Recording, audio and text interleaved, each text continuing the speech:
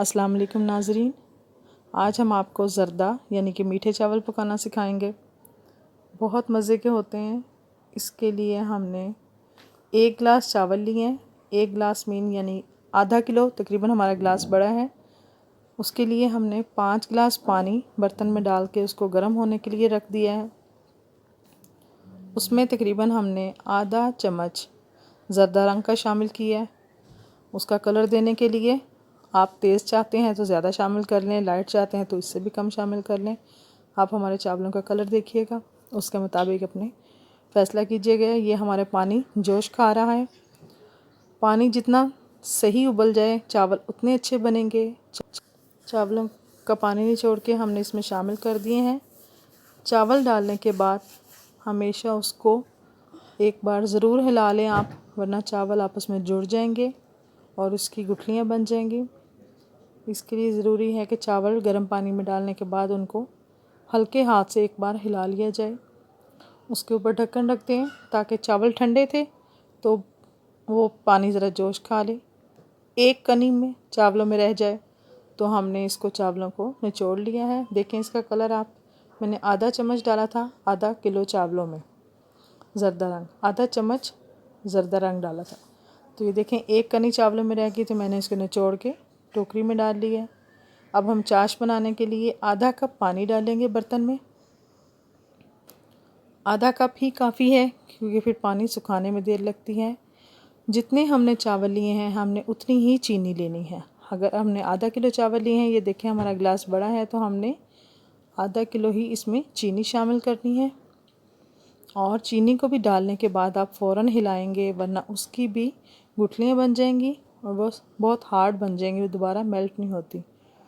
तो आपने इसको हल्के हाथ से हिलाना है। और इसमें 2 अदद सब्ज़ इलायची, उसके दाने निकाल के आप शामिल कर सकते हैं। छिलका डालना चाहें तो वो भी डाल देते हैं, खुशबू के लिए बहुत अच्छा होता है।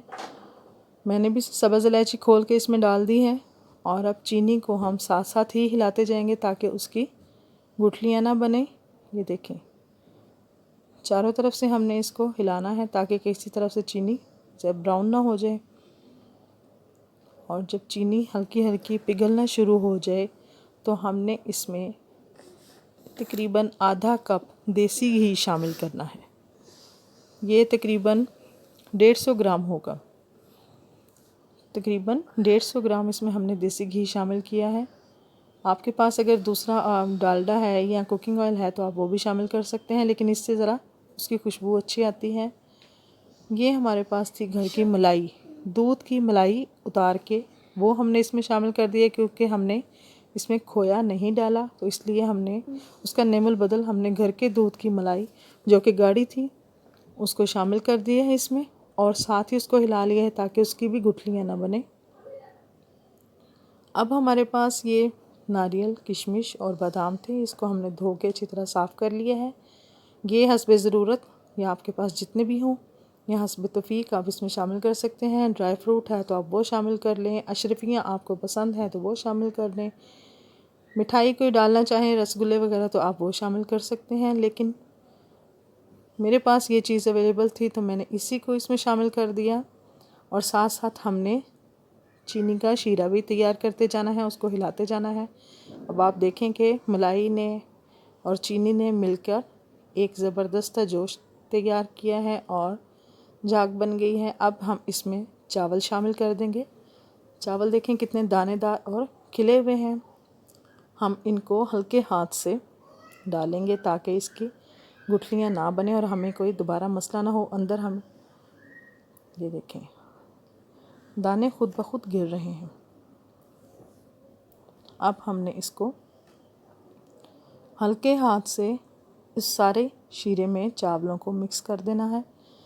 क्योंकि चावल गले हुए हैं इसलिए हमने सख्ती से चम्मच नहीं चलाना, चारों तरफ से उठा उठा के हमने चावलों के अंदर शीरा और शीरे के अंदर चावलों को मिक्स कर देना है अच्छी तरह से। आप देख रहे हैं कि चावलों का कलर भी प्यारा है और आधा कप पानी डालने के बावजूद इसमें पानी काफ़ी नज़र आ रहा है।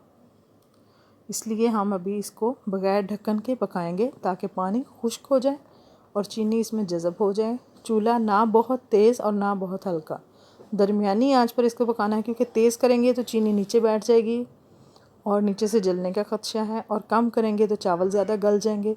इसलिए आपने इसको दरमियानी आंच पर पकाना है। आप देख सकते हैं, जब भी आपने दम लगाना हो हमेशा साइड से पानी देखें, साइड से चावल हिला के तो देखें कि पानी बर्तन में कितना है। अब देखें ऊपर पानी, चावलों के ऊपर पानी नज़र नहीं आ रहा। अब हम इसको दम लगा देते हैं, और दम में हम हमेशा हल्की आंच रखते हैं, और इसको तकरीबन आपने आधे घंटे का दम लगाना है। मीठे चावलों को हमेशा देर का दम लगता है। अब आधे घंटे के बाद हम इसको उठा के देखते हैं, तो ये देखें हमारे चावल पक कर तैयार हो चुके हैं। हम इसको साइड से हिला के देखते हैं, देखें बिल्कुल खिले हुए चावल। अब इसमें पानी वगैरह बिल्कुल नमी नज़र नहीं आ रही। हमारे चावल बहुत अच्छे और बहुत खुशबूदार और दानेदार। आप इसमें रूह कीड़ा शामिल करना चाहें तो जब आप चावल शामिल करें तो 1 कतरा या 2 कतरे रूह कीड़ा इसमें शामिल कर लें। अब हम ये चावल प्लेट में निकालते हैं, तो देखें आपके ये कितने खूबसूरत, और इनका कलर, खुशबू तो आप तक नहीं पहुंच सकती, लेकिन इंशाल्लाह आप ख़ुद पकाएंगे तो मज़ा आएगा आपको पकाने में भी और खाने में भी। ये देखें कितने अच्छे लग रहे हैं माशाल्लाह से। दुआओं में याद रखिएगा, लाइक एंड सब्सक्राइब ज़रूर कीजिएगा, अच्छे अच्छे कमेंट्स कीजिएगा, और कोई नई फरमाइश कीजिएगा। अल्लाह हाफिज़।